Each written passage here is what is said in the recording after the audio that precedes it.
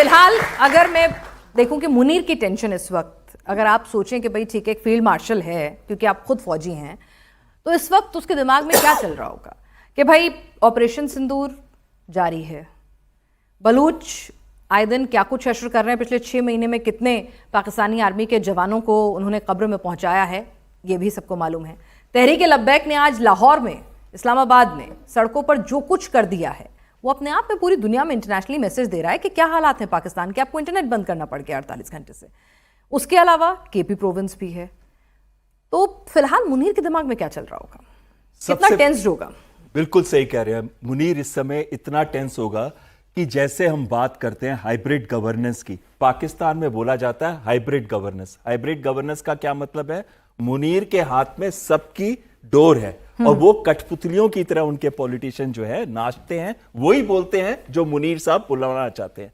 आपने देखा जब शहबाज शरीफ जाता है अमेरिका या कहीं चले गए थे सऊदी अरेबिया या लंदन, तो हमेशा मुनीर उनके साथ जाता है।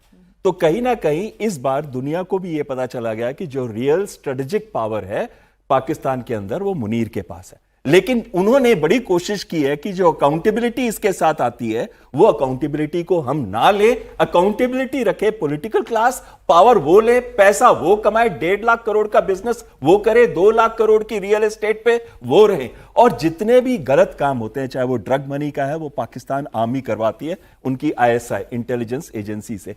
तो यहां पे मैं एक चीज कहूंगा जो भारत के बारे में और जो पिछले क्वेश्चन के साथ भी आता है, इसी वजह से मुनीर की टेंशनें आज बहुत सारी होंगी, अंदर से भी इंप्लोड कर रहा है, चाहे वो बलूचिस्तान है, खैबर पख्तूनवा है, POK है, या फिर आज जो पंजाब के अंदर चल रहा है। सिंध में तो ऑलरेडी चल ही रहा था पानी का, लेकिन इसमें ना एक कहावत है बड़ी अच्छी पंजाबी की, देव सेवा पर मोह है शुभ कर्म ते कबो ना डरो, न डरो अरसो जब चाहे लड़ो, निश्चय कर अपनी जीत करो, निश्चय कर अपनी जीत करो। और ये है आज की भारत की पॉलिसी।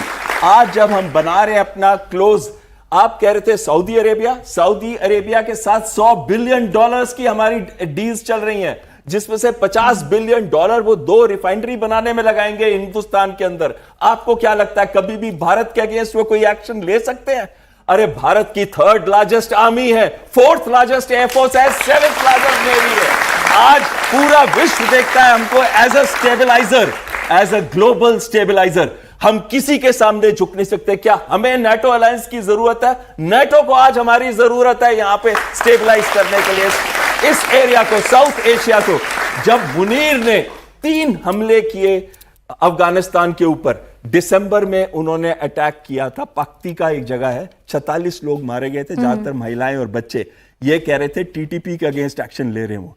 उसके बाद अभी अगस्त के अंदर उन्होंने हमला किया था और खोस्त के अंदर, और अब हमला किया 2 दिन पहले। आपको याद होगा जिस दिन उनके फॉरेन मिनिस्टर मुताकी इंडिया आ रहे थे, रात को उन्होंने काबुल में हमला किया, खोस्त में हमला किया, पख्तिका में हमला किया।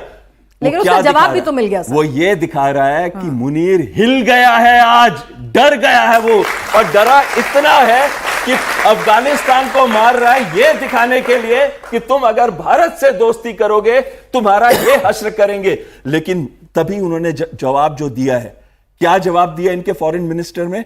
आप पूछिए किससे? अमेरिका से पूछिए, रशिया से पूछिए, NATO से पूछिए। अरे 20 साल अमेरिका वहां रहा और वापस तालिबान को ही पार देके गया। ये है तालिबान। उसको पाकिस्तान कभी जमीनी लड़ाई से नहीं मार सकता, सिर्फ हवा से मार सकता है, और वही वो कर रहा है। और तालिबान भी उनके अगेंस्ट हो जाएगा। अब देखिए भारत की जीत शुरू हो गई है।